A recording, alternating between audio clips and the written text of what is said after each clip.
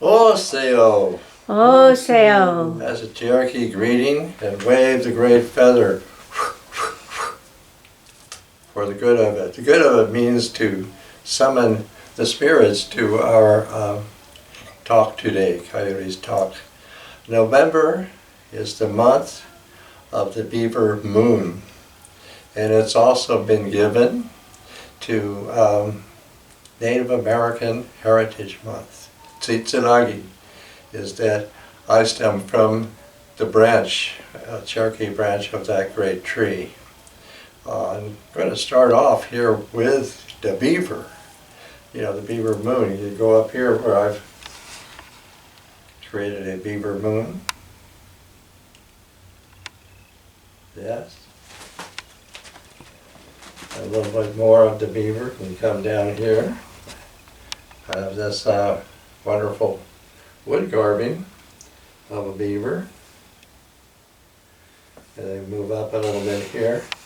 This is actually a print from a calendar where somebody has, a woman has painted shields for each month and the animal for each month. And so this is her painting of the beaver for this month. You know, so these are all painted. So it's a painted shield for the beaver.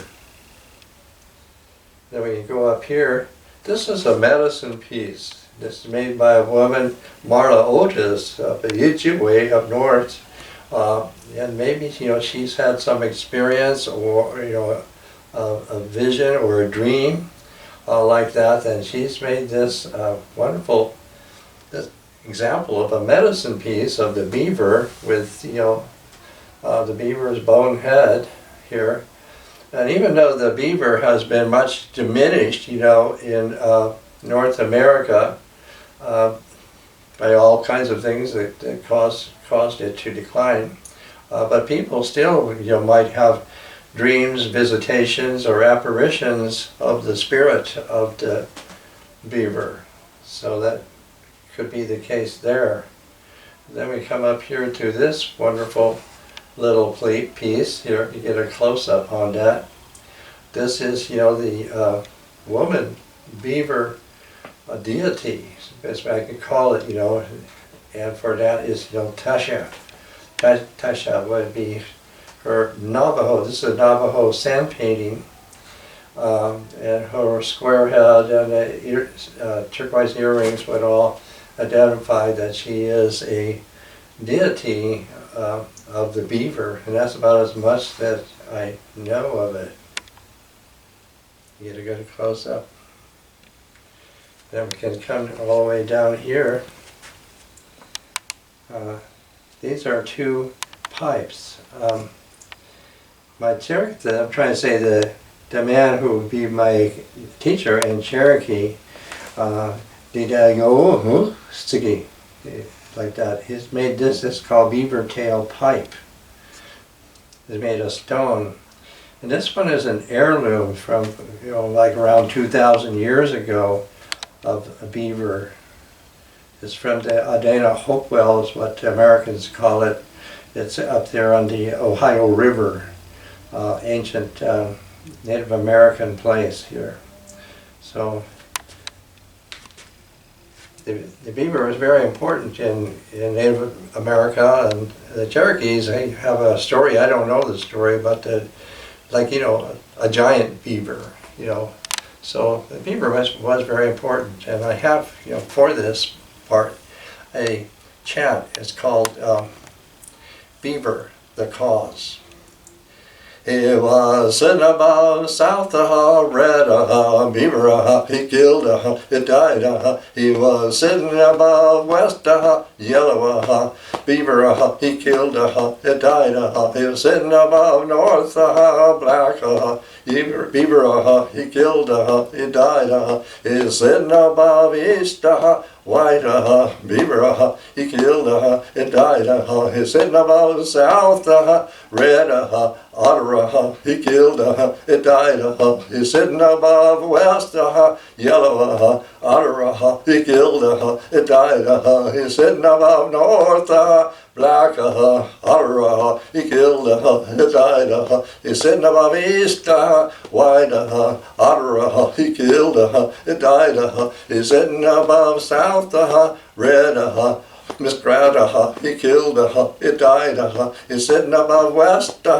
yellow muskrat, he killed, he died, he's sitting above north, black muskrat, he killed, he died, he's sitting above east, white muskrat, he killed, he died, he's sitting above south, red ermine, he killed, he died, he's sitting above west, yellow ermine, he killed, he died, he's sitting above north, black ermine, he killed, he died, he's sitting above east, white ermine, he killed, he died.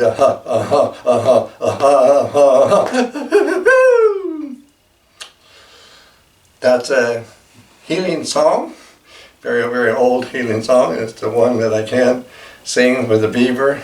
The otter and muskrat ermines are figured, they're part of the cause, they're his allies.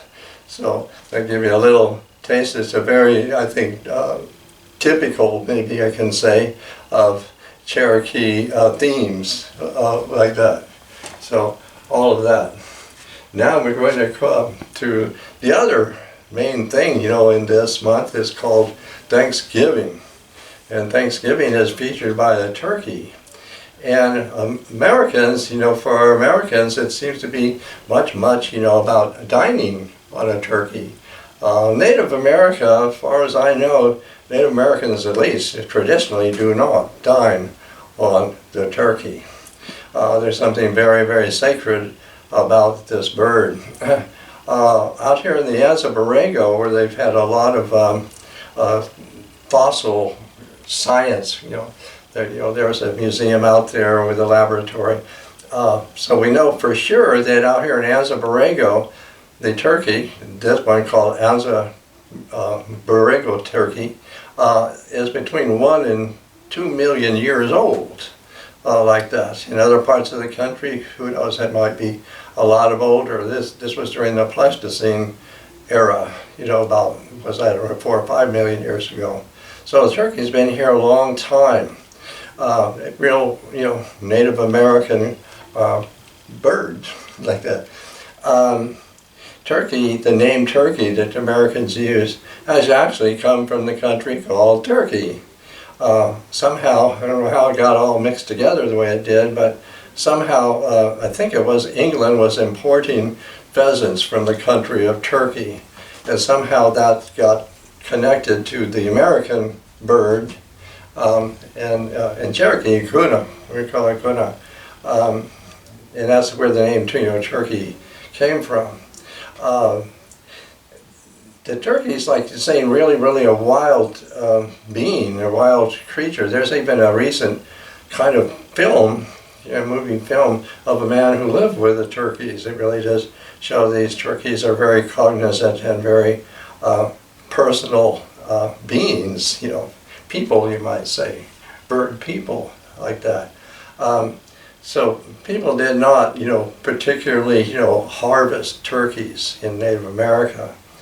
And they're not very easily domesticated. In fact, there were experiments, and the Aztecs in Mexico were the ones who were credited with eventually, we'll call it domesticating a turkey, like that. And so I would have to say that all the turkeys that people are dining on are really Aztec turkeys here. The turkeys back east, reportedly, I haven't seen one, but they were very tall, like 4 feet tall, and so forth. And turkey feathers were, I think, more the head feathers for Eastern people and the Cherokee than was the eagle feathers, long ago, I would guess, by that. And here, I have a turkey to replicate here, and I have a turkey story to go with this. And it's going to be just a sketch about a story. I'm not really going to do the story fashion because It's very, very involved, but I'm going to tell you about it. You go right here and you look at this young man here. In Navajo, this is a Navajo story. He's called the visionary, and that's, he's called the hero in this story. The northern part of Arizona and up into the southern part of Utah is framed by a river called the San Juan River. It's kind of a loop that goes from west Arizona and loops up just above North Arizona and loops back down to the eastern side of Arizona near or on the border of New Mexico. And in Navajo, the San Juan River is called the River of Old Age, interestingly. But that pretty much frames the Navajo country called Dinata, and that's where this is taking place. Somewhere up there in the northern loop of the San Juan River lived this young fellow here, who was just known by the name of Visionary, with his mother and his sister. And his sister had a pet turkey named Venuti, and the three of them all lived together there. And something struck him, wanderlust is what I would call it. He suddenly had some inspiration or something that he should go boating down the San Juan River, which was very nearby. So he just kind of was feeling it out. I think he found an old log and started whittling away on it, kind of thinking somehow he was going to make a boat out of that, like that. The supernaturals in Navajo are called Ye, and the Ye, have quite a presence. And the Ye, observed him and his inspiration, and they were prompted or moved, if they have emotions, to moving in and taking over so they could facilitate his vision for this wanderlust, basically, like that.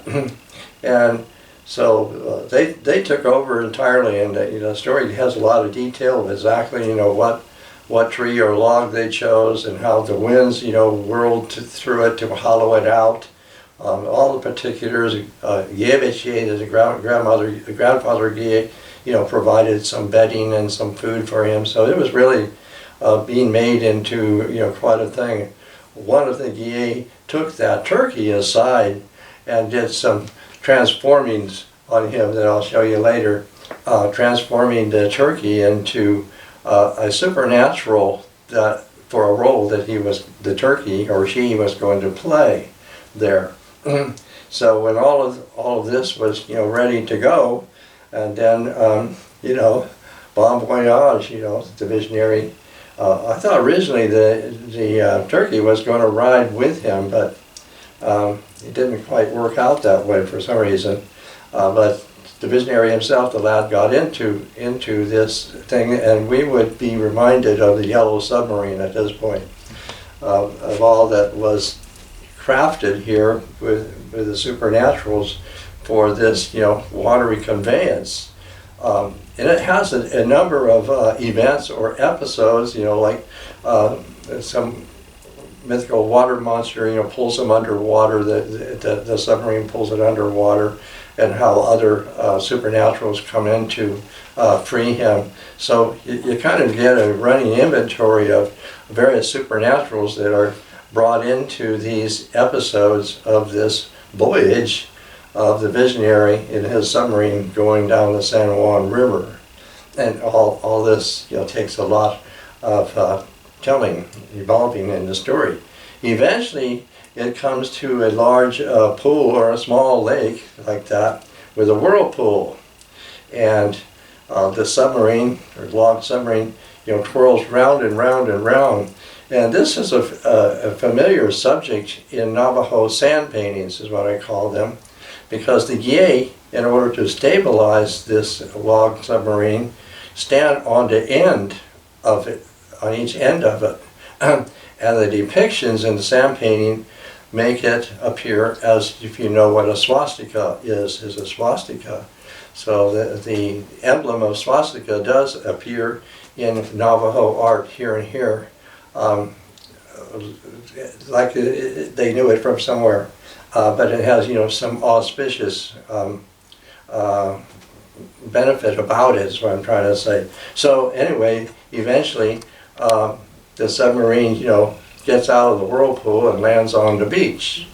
So the young lad gets out of, you know, where he's been resting in there, and you know, he's had quite a journey, and he, you know, gets out and goes up, you know, on the beach and lay down.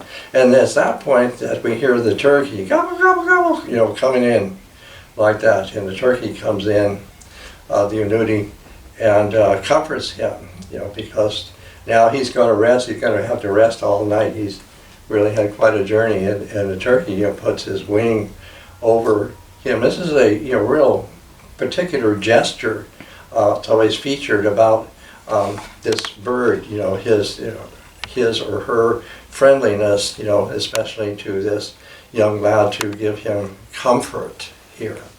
And then in the next morning, you know, now this bird has been changed or transformed into a supernatural.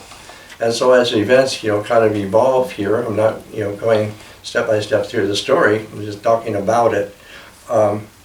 The bird lifts up his wing, or her wing, and showers seeds of all kind. If you can go up here to, this is my painting here that is replicating this. I've replicated this from a kiva painting in New Mexico called Pottery Mound, that has been excavated, and that these murals, I refer to them, and the kivas have been found there. And I've replicated this, a turkey girl, very accurately. Wonderful hairstyle there, and here she's, you know, showering these seeds out of her wing. You know, they'd be like pumpkin and squash and corn and beans, all of these, you know, sort of things here. And she's showering out. And over here, this is, you know, very definite. This is a pouch, I'm trying to say, for tobacco seed. This is so how that's figured in, and how she, in this case, is credited also with tobacco, which is, you know, absolutely indispensable in Navajo ceremonies. And here alongside of it, oh yeah, here's an actual tobacco pouch, what we call it. That's what all of this is here. And that the turkey bean also makes a pattern on the ground. In other words, she goes, you know, round and round in order to show him how to plant these, you know, like in certain rows, you know, and so forth. Best way to put that here.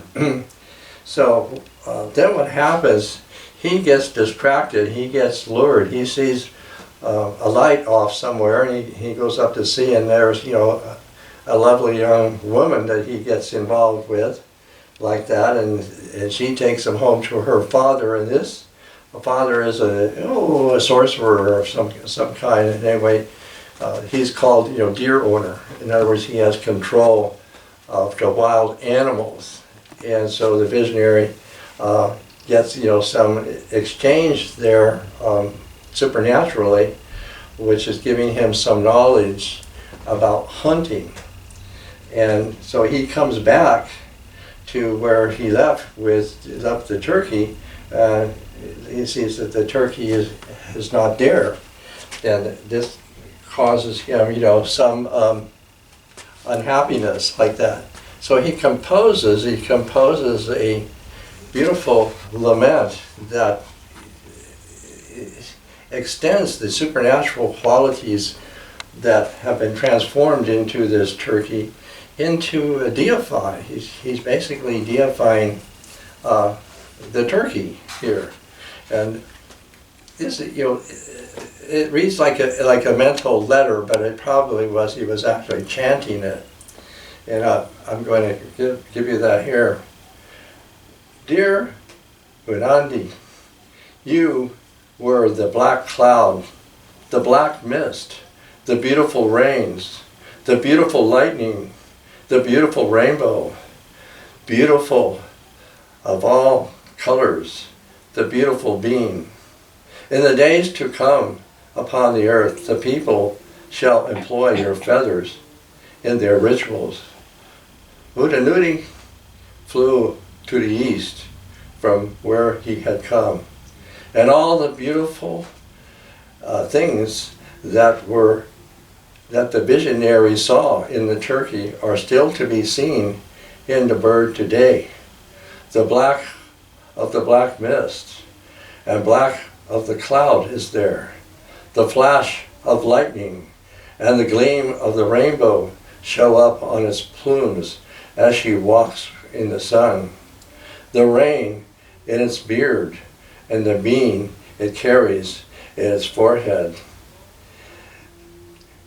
The turkey is sacred by its self-giving sacrifice, for which it embodies the giving of the gratitude for our respect. So that's the way that we are receiving that. You know, the gist of it is that the Navajos in this way, by way of this story, have both, you know, inaugurated a knowledge of what we're calling agriculture. The name Navajo somehow came from the Spanish. The Navajo name for themselves is Diné. For people, but the Spanish are calling them Navajo, one of the Spanish dialects, I guess, you know, that meant keepers of the great field. The keepers of the great field, that they were, you know, horticulturalists, you know. They did, you know, farm all of these things. And the other part, deer owner, you know, also gave them something of knowledge or magic about hunting wild animals. So that's, you know, all what basically is in this story here. And here, this is a petroglyph I've made, a copy. The very eastern part of Arizona, out there in a sort of a desert, to the east of that there are some, you know, low mountains and sort of a finger of cliffs, as I would say, was coming out there, where the boundary of Arizona and New Mexico is not discernible in this place, but it's around there. There may have been water. There's no water there now, the pool here. And there are a lot of petroglyphs, and a lot of them, you know, have turkey tracks, and they look like, you know, various versions of turkeys or things like that. But this was the best one here, and it's, you know, exactly explicit. This is the Gye. This Gye is, you know, called, you know, Gye Asiridi. He is the humpback who is the spirit of the bighorn sheep. And here is the turkey. And it's black and white. It's been etched and then painted in the rock, in the cliff. And here, what's really interesting, you see how this looks? If you can see my fingers, can you show my fingers? It means, like we would say on the ship, we would say turn to. But in Navajo, turn to means transform. Transform. So that's really amazing to me that I could recognize this petroglyph with this figure here. This is the Gye in the very act of transforming the turkey into a supernatural who is going to have all these seeds, you know, to deposit and show. Right below it, this is a Navajo sand painting, and these are the plants. These are the 4 plants, you know.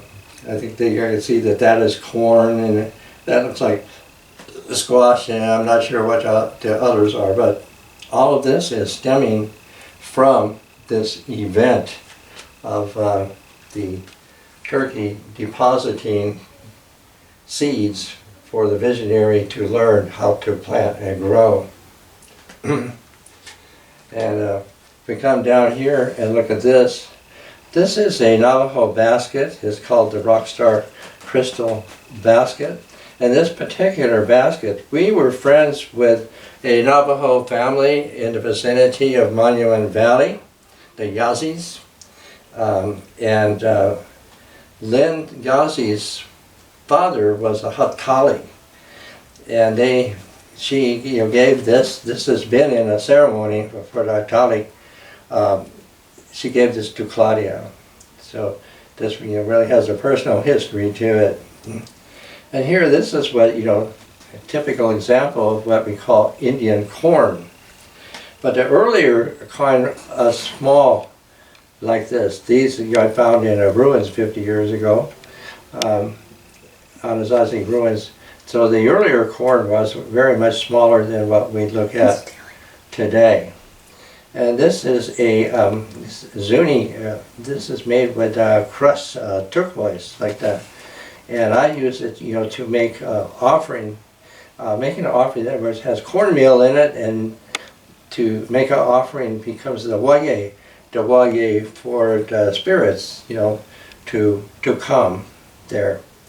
And here, going along with the heritage of Native America, this is an Edward Curtis photograph of a Haida woman, probably more than 100 years ago, engaged in an activity. She's painting a figure on a ceremonial hat. And then down before it here I have some more evidence for this time of year, harvest, corn and squash and all like that. Then we can go over here to the side of my display and go all the way over there. I should say right below it, right below that drawing, that's an old Cherokee basket. It's been expertly made, and it's been woven with honeysuckle vine. It's a real jewel. I would wonder if anybody would still have the ability nowadays to weave a basket like that one. So that to me is a treasure, is a jewel to help go along with this theme, which is also in Cherokee. And above it, we go here to my drawing, and I call this drawing, in this context, beseeching. There she is, beseeching. She's looking up to Galunlati for a response here. Then we come over here to this side, so these two kind of go together. And then this one, she is giving thanks. This one is, gratitude. She's giving gratitude.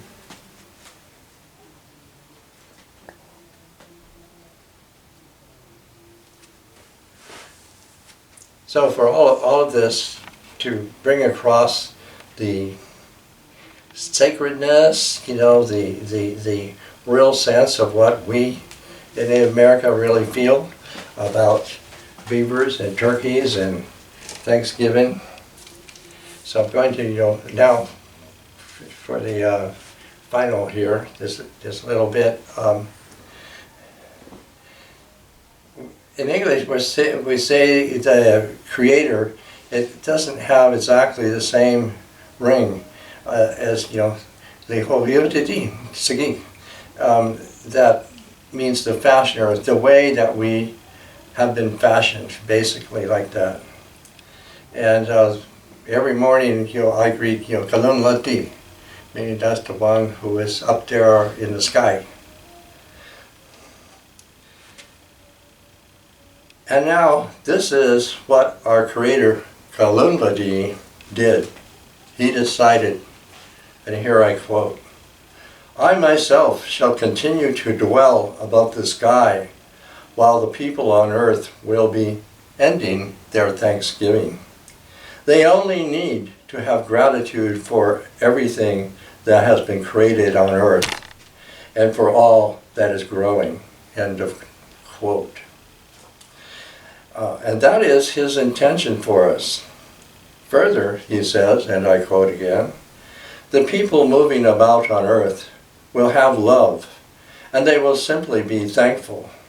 They will all begin on the earth giving thanks for all they receive, and they will carry it upwards to where I dwell in the sky. I will always be listening to that which to me they are saying, the people who move about. End of quote. And now, indeed, we believe that we are happy. And therefore, let us express our gratitude that we write our claim to be happy. And now to give it to your thought, that with our collective mind, we may now give thanks for Him who holds the sky, so that our minds will continue to be so. This is all that I'm able to do. Aho. Aho.